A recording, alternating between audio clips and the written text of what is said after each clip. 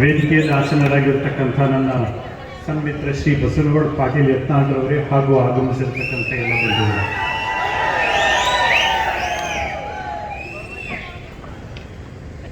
ಬಲಿದಾನದ ದಿವಸ ಮದ್ದೂರಿನಲ್ಲಿ ನಾವೆಲ್ಲ ಸೇರಿದ್ವಿ. ಭಗತ್ ಸಿಂಗ್, ಸುಖದೇವ್, ರಾಜ್ಗುರು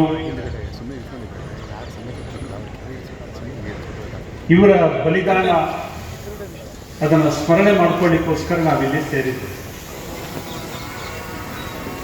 ಇಂತಹ ಅಸಂಖ್ಯಾತ ಸ್ವಾತಂತ್ರ್ಯ ಯೋಧರು ಈ ತಾಯಿ ಭಾರತೀಯ ಆರಾಧನೆಗೋಸ್ಕರ ಸಮರ್ಪಣೆಗೊಂಡರು. ಎಲ್ಲೋ ಕೆಲವೊಂದು ಹೆಸರುಗಳು ಮಾತ್ರ ನಮಗೆ ನೆನಪಿದೆ, ಬಾಕಿ ಉಳಿದೆಲ್ಲ ಹೆಸರುಗಳು ನಮ್ಮ ನೆನಪಿನಾಳದಲ್ಲಿ ಕೊಚ್ಚಿ ಹೋಗ್ಬಿಟ್ಟಿದೆ.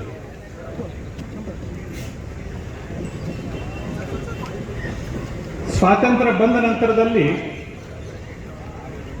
ಸ್ವಾತಂತ್ರ್ಯದ ಹೋರಾಟ ಯಾರು ಮಾಡಿದ್ರು, ಯಾರು ಲೀಡರ್ಗಳು, ಇದ್ರ ಬಗ್ಗೆ ಸುಳ್ಳನ್ನ ಮಾತ್ರ ಅರೆದು ನಮ್ಮ ತಲೆಯಲ್ಲಿ ತುಂಬಿದ್ರು. ಚಾಚಾ ಮತ್ತು ತಾತ ಎರಡು ಮಂದಿ ಮಾತ್ರ ಬಿಟ್ಟರೆ ಮತ್ತೆ ಮೂರನೇವ್ರ ಹೆಸರೇ ಯಾರ ತಲೆಗೂ ಹೋಗಿಲ್ಲ. ಉಪವಾಸ ಕುತ್ಕೊಂಡಿದ್ರಿಂದ ಬಂದಿದ್ದಲ್ಲ ಕಣ್ರಿ, ಹೃದಯದ ಬಿಸಿ ರಕ್ತವನ್ನ ಈ ಮಣ್ಣಿಗೋಸ್ಕರ ಸಮರ್ಪಣೆ ಮಾಡಿರ್ತಕ್ಕಂಥ ಸಾವಿರ ಸಾವಿರ ಯೋಧರ ಆ ತ್ಯಾಗ ಬಲಿದಾನದ ಪ್ರತಿಫಲ ನಮ್ಮ ಸ್ವಾತಂತ್ರ್ಯ. ಪುಕ್ಕೋಟೆ ಕುತ್ಕೊಂಡಿದ್ರಿಂದ, ಉಪವಾಸ ಸತ್ಯಾಗ್ರಹ ಕುತ್ಕೊಂಡಿದ್ರಿಂದ ಎಲ್ಲೂ ನಮ್ಗೆ ಸ್ವಾತಂತ್ರ್ಯ ಸಿಗಲಿಲ್ಲ. ಇತಿಹಾಸದಲ್ಲಿ ಇಷ್ಟು ಸುಳ್ಳನ್ನು ಅರೆದು ನಮ್ಮ ತಲೆಯಲ್ಲಿ ತುಂಬಿದ್ರು. ಬ್ರಿಟಿಷರು ಸ್ವಾತಂತ್ರ್ಯವನ್ನ ಕೊಟ್ಟು ಹೋದ್ರು, ಅವ್ರ ಜಾಗದಲ್ಲಿ ಅವ್ರ ಅಪ್ಪ ಇದ್ರೂ ಕೊಡಬೇಕಿತ್ತು. ಆ ರೀತಿಯ ಹೋರಾಟ ಈ ನೆಲದಲ್ಲಿ ನಡೆದಿತ್ತು. ಬ್ರಿಟಿಷರಿಗೆ ಅನ್ಸಿತ್ತು ತಾವು ಹೆಚ್ಚು ದಿವಸ ಇಲ್ಲಿ ಬದುಕೋದಿಲ್ಲ ಅಂತ. ಇದೇ ರೀತಿಯ ದಮನ ದಬ್ಬಾಳಿಕೆ ಈ ಭಾರತದ ನೆಲದಲ್ಲಿ ನಡೆಯೋದಿಲ್ಲ ಅನ್ನುವಂಥದ್ದು ಅವರಿಗೂ ಗೊತ್ತಿತ್ತು. ಬಿಟ್ಟು ಹೋಗ್ಲಿಕ್ಕೆ ಒಂದು ಕಾರಣ ಬೇಕಿತ್ತು. ಯಾವುದ್ಯಾವುದೋ ಕಾರಣವನ್ನು ಕೊಟ್ಟರು, ಒಟ್ಟಾರೆ ನಾವು ಕೊಟ್ಟಿದ್ದೀವಿ ಅಂತ ಮಾಡಿ ಸಂಪೂರ್ಣ ಅಖಂಡ ಭಾರತವನ್ನ ತುಂಡು ಮಾಡಿ ನಮ್ಮ ಕೈನಲ್ಲಿ ಕೊಟ್ಟು ಹೋದ್ರು. ಅವರು ಕೊಟ್ಟು ಹೋಗಿದ್ದು ಅನ್ನೋದಕ್ಕಿಂತ ನಾವು ಕಿತ್ಕೊಂಡಿದ್ವಿ.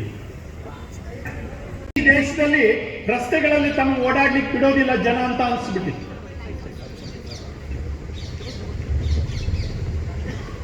ಸ್ವಾಮಿ, ಈ ದೇಶದ ಜನಮಾನಸ ಯಾವತ್ತೂ ಕೂಡ ಮಲಗಿದ್ದಿರಲಿಲ್ಲ. ಇತಿಹಾಸದಲ್ಲಿ ಒಮ್ಮೆ ನೀವು ತೆಗೆದು ನೋಡಿ, ಪುಸ್ತಕಗಳನ್ನು ತೆಗೆದು ನೋಡಿ, ನಾವು ಇಷ್ಟು ವರ್ಷಗಳ ಕಾಲ ಗುಲಾಮರಾಗಿದ್ವಿ. ನಮ್ಮದು ಗುಲಾಮಿ ರಕ್ತ ಅಲ್ಲ ಕಣ್ರಿ, ಗುಲಾಮಿ ಇತಿಹಾಸ ನಮ್ದು ಅಲ್ಲೇ ಇಲ್ಲ, ನಮ್ದು ಹೋರಾಟದ ರಕ್ತ.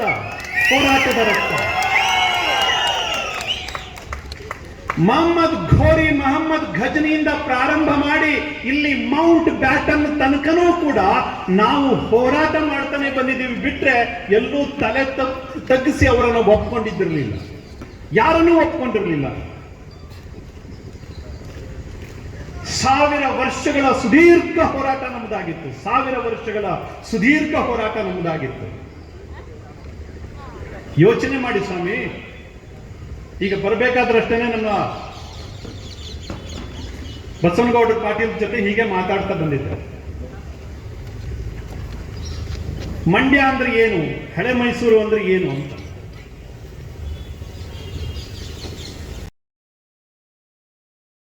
ಹೆಜ್ಜೆ ಇಟ್ಟಿದಾರೋ ಅಲ್ಲೆಲ್ಲ ಅವರ ನವಾಬಗಿರಿ ಮಾಡಿದ್ದಾರೆ. ಮೈಸೂರಿನಲ್ಲಿ ಮಾತ್ರ ಆಗ್ಲಿಕ್ಕೆ ಕೊಟ್ಟಿಲ್ಲ.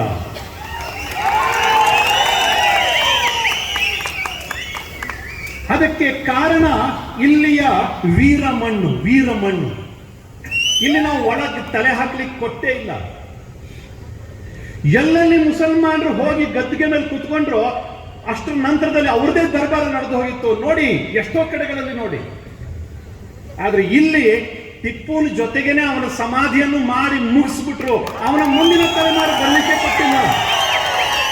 ಈ ಹೆಮ್ಮೆ ಮೈಸೂರಿನ ಈ ವೀರಮಣ್ಣಿನ ಮಕ್ಕಳಿಗೆ ಸಲ್ಲಬೇಕು. ಬಲವಂತದಿಂದ ಮತಾಂತರ ಕೂಡ ಇಲ್ಲಿ ಮಾಡ್ಲಿಕ್ಕೆ ಆಗಲಿಲ್ಲ. ಈ ಇತಿಹಾಸ ನಮಗೆ ಯಾರು ಹೇಳಿದ್ದಾರೆ ಕಣ್ರಿ? ಈ ಇತಿಹಾಸವನ್ನು ಯಾರು ನಮಗೆ ಹೇಳಿದ್ದಾರೆ? ಗುಲಾಮರ ಆಡಳಿತ. ನಾವು ಗುಲಾಮರಾಗಿ ಬದುಕಿದ್ವಿ. ಮೊದಲು ಮೊಘಲರು ನಮ್ಮ ದೇಶವನ್ನು ಆಳಿದ್ರು, ನಂತರದಲ್ಲಿ ಬ್ರಿಟಿಷರು ಆಳಿದ್ರು. ಬಿಸಿ ರಕ್ತನು ತಣ್ಣಗಾಗಿ ಹೋಗುತ್ತೆ. ಇವತ್ತಿನ ಈ ಸೋಗಲಾಡಿ ಇತಿಹಾಸಕಾರರು ಬರೆದಿರ್ತಕ್ಕಂಥ ಇತಿಹಾಸವನ್ನು ನೋಡಿದ್ರೆ ನಮ್ಮ ಬಿಸಿ ರಕ್ತನು ತಣ್ಣಗಾಗಿ ಹೋಗುತ್ತೆ. ಹಾಗಿದ್ರೆ ನಮ್ದು ಏನಿರ್ಲಿಲ್ವಾ? ಪರಂಪರೆಯ ಅರಿವಿದ್ದವರು ಈ ಮಾತನ್ನು ಹೇಳೋದಿಲ್ಲ.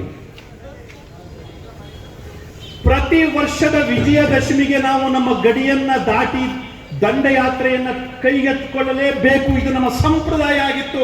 ಅದು ಯುದ್ಧ ಅಂತ ಅನಿಸ್ತಿರ್ಲಿಲ್ಲ. ಬದಲಾಗಿ ನಮ್ಮ ಆ ವಿಜಯದಶಮಿಯ ವೀರ ಘೋಷ ಆಗಿತ್ತು. ಅದಕ್ಕೋಸ್ಕರ ಗಡಿಯನ್ನ ದಾಟಿ ಹೋಗ್ತಿದ್ವಿ. ಇದನ್ನ ಪರಸ್ಪರ ಅಪನಂಬಿಕೆಯ ಯುದ್ಧ ಅಂತ ಕರೆದ್ರೆ ನಿಮ್ಮಂತ ಮೂರ್ಖರು ಮತ್ತಾರೂ ಇರ್ಲಿಕ್ಕಿಲ್ಲ ಇತಿಹಾಸಕಾರರೇ. ನಮ್ಮದು ಹೋರಾಟದ ಇತಿಹಾಸ. ಅದೆಷ್ಟು ರಕ್ತ ಈ ನೆಲದಲ್ಲಿ ಚೆಲ್ಲಿದೆ ಗೊತ್ತಿದೆಯಾ? ಅದೆಷ್ಟು ಜನ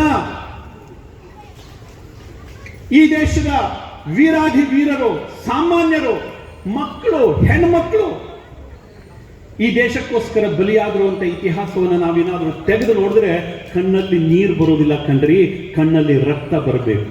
ಅಂಥ ಒಂದು ದುರ್ದಮ್ಯ ಇತಿಹಾಸ ನಮ್ದು, ದುರ್ದಮ್ಯ ಇತಿಹಾಸ. ಆದ್ರೆ ನಮ್ಗೆ ಹೇಳ್ಕೊಟ್ಟಿದ್ದೇ ಬೇರೆ.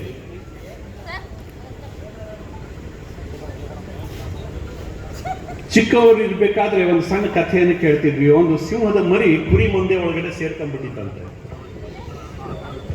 ಅದಕ್ಕೆ ಸಿಂಹದ ಗರ್ಜನೆ ಕೂಡ ಮಾಡ್ಲಿಕ್ಕೆ ಮರ್ತು ಹೋಗ್ಬಿಟ್ಟು, ಇದೇನು ಸಿಂಹ ಈ ಕುರಿ ಮಂದೆ ಒಳಗಡೆ ಹುಲ್ಲು ತಿಂತಾ ಇದೆಯಲ್ಲ ಯಾಕೆ ಅಂತ ಅದಕ್ಕೆ ಅನಿಸ್ತಂತೆ. ಕರೆದು ಹೇಳ್ತಂತೆ, ಓ ಅಣ್ಣ, ನೀ ಸಿಂಹ, ನೀ ಕುರಿ ಅಲ್ಲ ಅಂತ. ಅದು ಒಪ್ಲಿಲ್ಲ ಪ್ರಾರಂಭದಲ್ಲಿ. ಇಲ್ಲ ನಾನು ಹಿಂಗೆ, ನನಗೆ ಊಟ ತಿಂಡಿ ಎಲ್ಲದನ್ನು ಕೊಟ್ಟು ಬೆಳೆಸಿದವರು ಇವ್ರನ್ನ ಹ್ಯಾಂಗ್ ಬಿಟ್ಟು ಬರಲಿ, ಇಲ್ಲ ನಾನು ಹಿಂಗೆ ಅಂತ. ಆಗ ಸಿಂಹ ಗರ್ಜನೆ ಹಾಕಿ ಸ್ವಲ್ಪ ಒಂದು ಕಪಾಳ ಹೊಡೆದು ಹೇಳ್ತಂತೆ. ಕುರಿಗೆ ಯಾರು ಕಪಾಳ ಹೊಡೆದಿರಲಿಲ್ಲ, ಸಿಂಹಕ್ಕೆ ಹೊಡೆದು ಗೊತ್ತು. ಅದಕ್ಕೋಸ್ಕರ ಆ ಸಿಂಹ ಇದಕ್ಕೊಂದು ಕಪಾಳ ಹೊಡೆದು ಹೇಳ್ತಂತೆ, ಮಗನೇ ನೀ ಸಿಂಹ ಅಂತ. ಅವಾಗ ಇದಕ್ಕೆ ಸಿಟ್ಟು ಬಂತಂತೆ ಅಂತಂತೆ. ಓ ಹೌದು, ನಾನು ಕುರಿ ತರ ಧ್ವನಿ ಇಲ್ಲ, ನಂದು ಸಿಂಹದ ಧ್ವನಿ ಇದೆ, ಏನೋ ಬದಲಾವಣೆ ಇರಬೇಕು. ಹೋಗು ಆ ಕೆರೆಯಲ್ಲಿ ನಿನ್ನ ಮುಖ ನೋಡ್ಕೋ ಅಂತ. ಅಲ್ಲಿ ಹೋಗಿ ನೋಡ್ತಂತೆ, ಹೌದು ತನ್ನ ಮುಖ ಸಿಂಹದ ತರ ಕಾಣ್ತಾ ಇದೆ. ಹನುಮಂತನಿಗೆ ಜಾಂಬುವಂತ ಬೇಕಾಗತ್ತೆ. ಹಾಗೇನೆ ನಮ್ಮ ಹಿಂದೂ ಸಮಾಜಕ್ಕೆ ಯಾರಾದರೂ ಎಚ್ಚರಿಸೋರು ಬೇಕು. ಅಣ್ಣಂದ್ರೆ ನಿಮ್ಮ ಮೈನಲ್ಲಿ ಹರಿತಾ ಇರತಕ್ಕಂಥದ್ದು ಗುಲಾಮಿ ರಕ್ತ ಅಲ್ಲ, ಬದಲಾಗಿ ಶತಮಾನಗಳ ವೀರರ ರಕ್ತ ನಿಮ್ಮ ಮೈನಲ್ಲಿ ಹರಿತಾ ಇದೆ ಅಂತ ನೆನಪಿಸ್ತಕ್ಕಂಥವ್ರೊಬ್ರು ಬೇಕು ಈ ದೇಶಕ್ಕೆ. ಆಗ ಮಾತ್ರ ಆಂಜನೇಯ ಸಮುದ್ರವನ್ನು ಉಲ್ಲಂಘನೆ ಮಾಡ್ತಾನೆ. ಜಗತ್ತು ನಮಗೋಸ್ಕರ ಇವತ್ತು ಕಾಯ್ತಾ ಇದೆ. ಎಷ್ಟು ಹೇಳಿದ್ರು ನಮಗೆ, ಎಷ್ಟು ಜರದ್ರು. ಭಾರತ ಮೂಢನಂಬಿಕೆಗಳ ಕಂತೆ, ಭಾರತ ಸಂಪ್ರದಾಯವಾದಿಗಳ ದೇಶ, ಭಾರತ ಅಭಿವೃದ್ಧಿ ಇಲ್ಲದ ನಾಡು, ಹಾವಾಡಿಗರ ದೇಶ. ನಾಸಾದವರು ನಕ್ಷತ್ರಗಳನ್ನ ಅಧ್ಯಯನ ಮಾಡೋಕ್ಕಿಂತ ಮುಂಚೆನೆ ಈ ದೇಶದಲ್ಲಿ ನಕ್ಷತ್ರಗಳ ದೂರವನ್ನು ಕೂಡ ಲೆಕ್ಕ ಮಾಡಿ ಹೇಳಿದ್ರು. ಸೂರ್ಯನಿಂದ ಚಂದ್ರನಿಂದ ಭೂಮಿಗೆ ಇರತಕ್ಕಂಥ ಅಂತರಗಳನ್ನು ಹೇಳಿದ್ರು, ಗ್ಯಾಲಾಕ್ಸಿಗಳ ಬಗ್ಗೆ ಹೇಳಿದ್ರು. ಇದು ಯಾರು ಮೂಢನಂಬಿಕೆಗಳ ಕಂತೆಗಳ ದೇಶ ಈ ತರ ಜ್ಞಾನವನ್ನು ಕೊಡೋದಿಲ್ಲ ಕಣ್ರಿ. ಇವತ್ತು ನಾಸಾದವರು ಕೂಡ ಇದನ್ನ ಒಪ್ಕೊಂತಾರೆ. ನಾಸಾ ಶುರುವಾಗೋಕ್ಕಿಂತ ಮುಂಚೆನೆ ನಮ್ಮ ದೇಶದಲ್ಲಿ ಪಂಚಾಂಗವನ್ನ ಬರಿತಾ ಇದ್ರು. ಒಂದು ಕ್ಷಣ ಕೂಡ ಗ್ರಹಣ ಹೆಚ್ಚು ಕಡಿಮೆ ಆಗೋದಿಲ್ಲ, ಒಂದು ಕ್ಷಣ ಕೂಡ ಸೂರ್ಯ ಚಂದ್ರರ ಉದಯ ವ್ಯತ್ಯಾಸ ಆಗೋದಿಲ್ಲ. ಅದ್ಭುತವಾಗಿರ್ತಕ್ಕಂಥ ಗಣಿತವನ್ನ ಕೊಟ್ಟಿದ್ದು ಈ ಭಾರತ. ಇದು ಸಂಪ್ರದಾಯವಾದಿಗಳ ದೇಶ ಅಲ್ಲ, ಬದಲಾಗಿ ಗಣಿತಜ್ಞರ ದೇಶ, ವಿಜ್ಞಾನಿಗಳ ದೇಶ.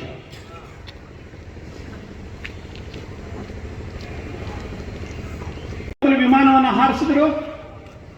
ಇತಿಹಾಸದಲ್ಲಿ ಓದೋದು, ರೈಟ್ ಬ್ರದರ್ಸ್ ಅವರು ವಿಮಾನವನ್ನು ಹಾರಿಸಿದ್ರು ಅಂತ.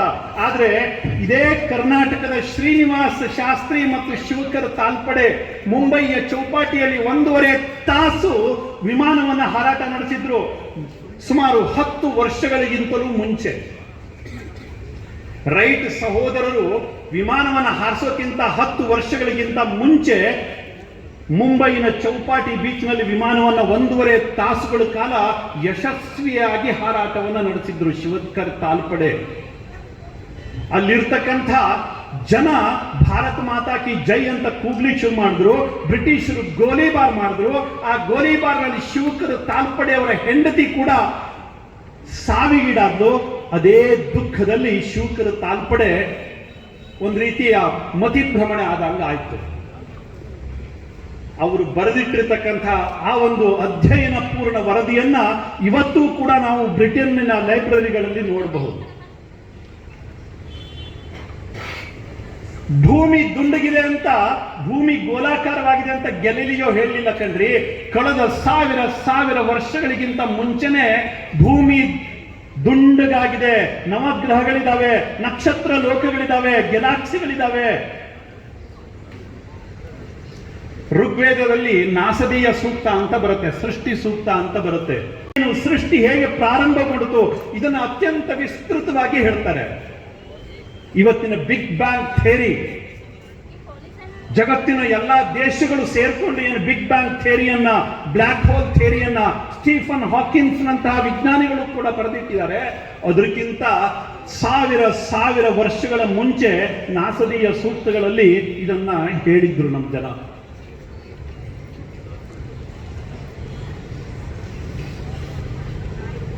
ಹಿಂದೂ ಅಂದ್ರೆ ಯಾರು? ಯಾರೋ ನಮ್ಮ ದೇಶಕ್ಕೆ ದಾಳಿ ಮಾಡಲಿಕ್ಕೆ ಬಂದಿರತಕ್ಕಂಥವ್ರ ನಾಲಿಗೆ ಹೊರಳಲಿಲ್ಲ, ಅದು ಸಿಂಧು ಹೋಗಿ ಹಿಂದೂ ಆಯ್ತು, ಏನೇನೋ ಕತೆ ಕಟ್ಟಿ ಹಿಡಿದು ಯಾರ್ದೋ ನಾಲಿಗೆ ಹೊರಳಲಿಲ್ಲ. ಅವರು ಮಾಡಿರೋ ತಪ್ಪಿಗೆ, ಅವರ ನಾಲಿಗೆ ಮಾಡಿರೋ ತಪ್ಪಿಗೆ ನಾವು ಹಿಂದೂಗಳಾದ್ವಿ ಅಂತ ನಮ್ಮ ತಲೆಯಲ್ಲಿ ಕಟ್ಟಿದ್ರು. ಹೌದಾನೆ ಇದು? ಸ್ವಾಮಿ ಹೀನಂ ದೂಷಯತಿ ಇತಿ ಹಿಂದೂ. ಅದಕ್ಕಿಂತಲೂ ಈ ಜಗತ್ತು ಕಣ್ಣು ಬಿಡೋಕ್ಕಿಂತ ಮುಂಚೆನೂ ಕೂಡ ಈ ದೇಶ ಹಿಂದೂ ದೇಶ ಆಗಿತ್ತು. ನಮ್ಮ ಅನೇಕ ಸಾವಿರ ಗ್ರಂಥಗಳು ಅದನ್ನ ಸಾರಿ ಹೇಳುತ್ತವೆ. ಹಿಂದೂ ಅಂದ್ರೆ ಏನು? ಇದೊಂದು ಸಮುದಾಯದ ಹೆಸರಲ್ಲ, ಇದೊಂದು ಜಾತಿ ಹೆಸರಲ್ಲ. ಹೀನಂ ದೂಷಯತಿ ಇತಿ ಹಿಂದೂ. ದೂಷಿಸ್ತಾರೆ ಯಾರು, ಕೆಟ್ಟದ್ದನ್ನ ವಿರೋಧಿಸ್ತಾರೆ ಯಾರು, ದುಷ್ಟತೆಯನ್ನ ವಿರೋಧಿಸ್ತಾರೆ, ಅಂಥವನು ಹಿಂದೂ ಅಂತ ನಮ್ಮ ಸಂಸ್ಕೃತ ಸಾಹಿತ್ಯಗಳಲ್ಲೇ ಹೇಳಿತ್ತು. ಇವತ್ತು ಹಿಂದೂ ಅಂತಂದ್ರೆ ಕೆಲವರು ಕಿವಿಗೆ ಬಿಸಿ ಮಾಡಿದ ಸೀಸವನ್ನು ಹೊಯ್ದಂಗಾಗತ್ತೆ. ಇಲ್ಲ, ನಾವು ಜಾತ್ಯಾತೀತರು, ಅಪ್ಪ ಅಮ್ಮನ ಪರಿಚಯ ಇಲ್ಲೇ ಇರ್ತಕ್ಕಂಥವ್ರು ಮಾತ್ರ ಜಾತ್ಯಾತೀತರು ಅಂತ ಹೇಳ್ಕೊಂತಾರೆ. ಮೊದಲು ನಿಮ್ಮ ಎದೆ ಮುಟ್ಕೊಂಡು ನೋಡ್ಕೊಳ್ಳಿ. ಜಾತ್ಯಾತೀತರು ಅಂತ ಹೇಳ್ಕೊಳ್ತಕ್ಕಂಥ ಬುದ್ಧಿಜೀವಿಗಳೇ, ದುರ್ಬುದ್ಧಿಜೀವಿಗಳೇ, ಮೊದಲು ನಿಮ್ಮ ಎದೆ ಮುಟ್ಟಿ ನೋಡ್ಕೊಳ್ಳಿ. ನಿಮಗೂ ಅಪ್ಪ ಅಮ್ಮ ಇದ್ದಾರೆ. ಅಪ್ಪ ಅಮ್ಮ ಇಲ್ಲದೆ ಇದ್ರೆ, ಅಪ್ಪನ ಪರಿಚಯ ಇಲ್ಲದೆ ಇದ್ರೆ ಹೇಳ್ಕೊಳ್ಳಿ ನೀವು ಜಾತ್ಯಾತೀತರು ಅಂತ.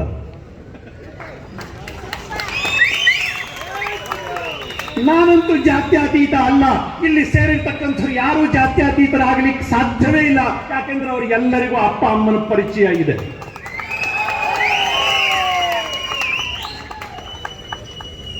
ಆದ್ರೆ ನಮ್ಮ ದೇಶದಲ್ಲಿ ನಮ್ಮ ಸುತ್ತಮುತ್ತಲೇ ಕೆಲಮುದಿದ್ದಾರೆ ನಾವು ಜಾತ್ಯತೀತರು.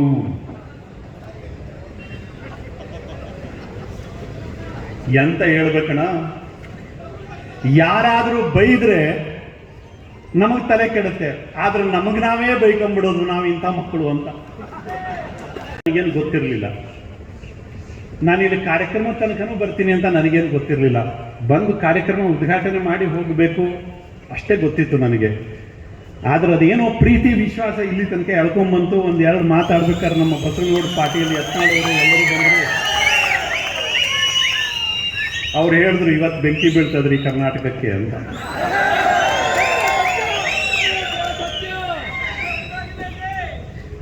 ಯಾರಿಗೆ ಎಲ್ಲಿಗೆ ಬೆಂಕಿ ಬಿದ್ರೇನು ಸ್ವಾಮಿ, ಈ ಸಮಾಜ ಸರಿಯಾಗಿ ಆದ್ರೆ ಸಾಕಷ್ಟೇ. ಯಾರ ಕಡ್ಡಕ್ಕೆ ಬೆಂಕಿ ಬೀಳ್ತದೋ, ಯಾರ ಅಂಡರ್ವ್ಯಾರಿಗೆ ಬೆಂಕಿ ಬೀಳ್ತದೋ ಅಥವಾ ನಾನೇನು ಮಾಡಲಿ.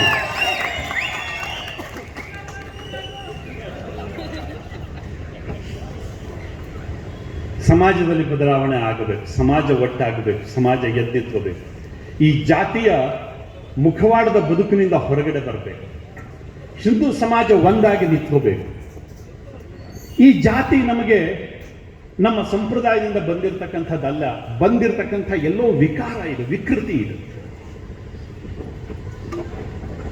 ಇದು ನಮ್ಮ ಯಾವುದೇ ಧರ್ಮಶಾಸ್ತ್ರಗಳಲ್ಲಿಯೂ ಹೇಳಿಲ್ಲ, ಯಾವುದೇ ಇತಿಹಾಸದ ಪುಟಗಳಲ್ಲಿಯೂ ಕೂಡ ಜಾತಿಯ ಬಗ್ಗೆ ಉಲ್ಲೇಖ ಮಾಡಿಲ್ಲ.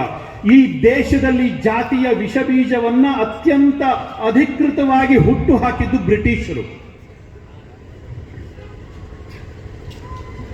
ಅಧಿಕೃತವಾಗಿ ಹುಟ್ಟು ಹಾಕಿದ್ದು ಬ್ರಿಟಿಷರು.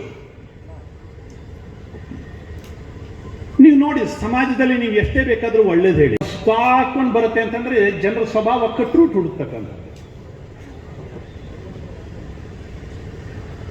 ಅವರಿಗೆ ದಿವಸ ಹಾಲು ಕುಡಿದ್ರೆ ಶರೀರಕ್ಕೆ ಒಳ್ಳೇದು ಅಂತಂದ್ರೆ ಅವರಿಗೆ ಅರ್ಥ ಆಗೋದಿಲ್ಲ, ಆಲ್ಕೋಹಾಲೇ ಬೇಕು ಅವರಿಗೆ.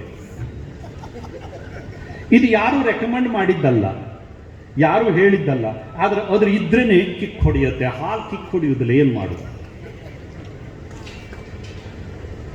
ಜನರಿಗೆ ಯಾವತ್ತೂ ಕೂಡ ವಿಕೃತಿಗಳೇ ಬೇಕು, ಅದೇ ಯಾವತ್ತೂ ಕೂಡ ಇಷ್ಟ ಆಗತ್ತೆ. ಆದ್ರೆ ಅದು ಬದುಕಲ್ಲ, ಅದು ಬದುಕಲ್ಲ.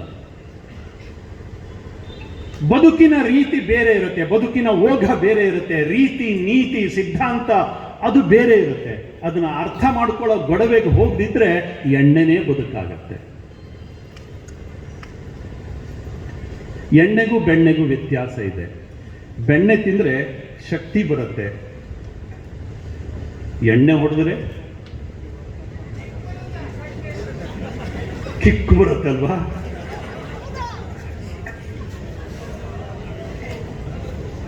ಜನರಿಗೆ ಯಾವತ್ತೂ ಕೂಡ ವಿಕೃತಿ ತುಂಬಾ ಇಷ್ಟ, ಬೇಗ ಆ ದಾರಿಯಲ್ಲಿ ಹೋಗ್ಬಿಡ್ತಾರೆ. ಈ ಜಾತಿಗಳು ಬಂದಿದ್ದು ಹೀಗೇನೆ. ನಮ್ಮ ಧರ್ಮ ಸಂಪ್ರದಾಯ ಇದರ ಹೊರತಾಗಿ ಯಾವ್ಯಾವ ಕೆಲಸ ಮಾಡ್ತಾ ಇದ್ರು ಅಂಥವರೆಲ್ಲರೂ ಒಂದೊಂದು ಜಾತಿ ಆದ. ಏನೆಲ್ಲ ಕೆಲಸ ಮಾಡ್ತಾ ಇದ್ರು ಅಂಥವರೆಲ್ಲರೂ ಒಂದು ಜಾತಿ ಅಂತ ಪರಿಗಣಿಸಲ್ಪಟ್ಟರು. ಎಲ್ಲಿಯೂ ಕೂಡ ನಮ್ಮ ಜಾತಿಯ ಬಗ್ಗೆ ನಮ್ಮ ಧರ್ಮ ಸಂಸ್ಕೃತಿಯಲ್ಲಿ ಹೇಳೇ ಇಲ್ಲ. ಸಮಯ ಇದ್ದಾಗ ಇನ್ನೊಮ್ಮೆ ಅದರ ಬಗ್ಗೆ ಅಧಿಕೃತವಾಗಿ ಅತ್ಯಂತ ವಿಸ್ತೃತವಾಗಿ ನಿಮ್ಮ ಮುಂದುಗಡೆ ವಿಷಯವನ್ನು ಹಂಚ್ಕೊಂತೀನಿ. ಆದರೆ ವೇದಿಕೆಯಲ್ಲಿ ಮಾತಾಡಲಿಕ್ಕೆ ತುಂಬ ಜನ ಇದ್ದಾರೆ, ನನಗೂ ಕೂಡ ಸ್ವಲ್ಪ ಮುಂದೆ ಹೋಗಬೇಕಾಗಿದೆ. ಇವತ್ತಿನ ಈ ಒಂದು ಬಲಿದಾನದ ದಿವಸದ ನೆನಪಿನ ಸಮಾರಂಭದಲ್ಲಿ ನಮ್ಮೆಲ್ಲರಲ್ಲಿ ಕಳಕಳಿ ವಿನಂತಿ ಇಷ್ಟೇ, ಅವರ ಬಲಿದಾನ ಯಾವತ್ತೂ ಕೂಡ ವೇಸ್ಟ್ ಆಗಬಾರ್ದು. ಅವರು ತಮ್ಮ ರಕ್ತವನ್ನ ಕೊಟ್ಟು ನಮಗೆಲ್ಲರಿಗೂ ಹಂಚಿ ಹೋಗಿರತಕ್ಕಂಥ ಸ್ವಾತಂತ್ರ್ಯ ಸ್ವಚ್ಛಂದತೆಯ ಹೆಸರಿನಲ್ಲಿ ಯಾವತ್ತೂ ಕೂಡ ನಗೆಪಾಟಲಿಗೆ ಈಡಾಗಬಾರದು. ಸ್ವಾತಂತ್ರ್ಯದ ಅರ್ಥವೇ ಗೊತ್ತಿಲ್ಲದೆ ಸ್ವಚ್ಛಂದತೆಯೇ ಸ್ವಾತಂತ್ರ್ಯ ಅಂದ್ಕೊಂಡು ಬದುಕ್ತಾ ಇರತಕ್ಕಂಥ ಸಮಾಜ ಇವತ್ತಿದೆ. ಸ್ವಾತಂತ್ರ್ಯದ ಅರ್ಥವೇ ಗೊತ್ತಿಲ್ಲ. ಇದು ಆಗಬಾರದು. ದಯವಿಟ್ಟು ಮುಂದಿನ ದಿನ ನಮ್ಮದು ಬೆಳಕಿನ ದಿನಗಳಾಗಿರಲಿ. ಯಾರು ನಮಗೆ ದಾರಿ ತೋರಿಸಿ ಹೋಗಿದ್ದಾರೆ ಅವರ ಬದುಕಿನ ಬೆಳಕಿನಲ್ಲಿ ನಮ್ಮೆಲ್ಲರ ಬದುಕು ನಡೆಯುವ ಹಾಗಾಗಲಿ ಅಂತಕ್ಕಂಥ ಒಂದು ವಿನಮ್ರ ವಿನಂತಿಯನ್ನು ಮಾಡಿಕೊಳ್ತಾ, ಹೆಚ್ಚು ಮಾತಾಡಿದ್ದಿದ್ರೆ ದಯವಿಟ್ಟು ಕ್ಷಮಿಸಿ. ಸಮಯ ಆಗಿದೆ. ಅದಕ್ಕೋಸ್ಕರ ವೇದಿಕೆಯಲ್ಲಿರ್ತಕ್ಕಂಥ ಇನ್ನಿತರ ಎಲ್ಲ ಹಿರಿಯರಿಗೆ ನಾನು ಕ್ಷಮೆಯನ್ನು ಕೇಳ್ತಾ ಅವರಿಗೋಸ್ಕರ ವೇದಿಕೆಯನ್ನು ಬಿಟ್ಟುಕೊಡ್ತಾ ಇದ್ದೀನಿ. ಕರೆದು ಎರಡು ನುಡಿಗಳನ್ನು ಹಂಚಿಕೊಳ್ಳಿಕ್ಕೆ ಅವಕಾಶ ಕೊಟ್ಟಿರತಕ್ಕಂಥ ಸಂಘಟಕರಿಗೆ ಹೃತ್ಪೂರ್ವಕ ಅಭಿನಂದನೆಗಳು, ಧನ್ಯವಾದಗಳು. ವಂದೇ ವಂದೇ ವಂದೇ ಭಾರತ್ ಮಾತಾ ಕಿ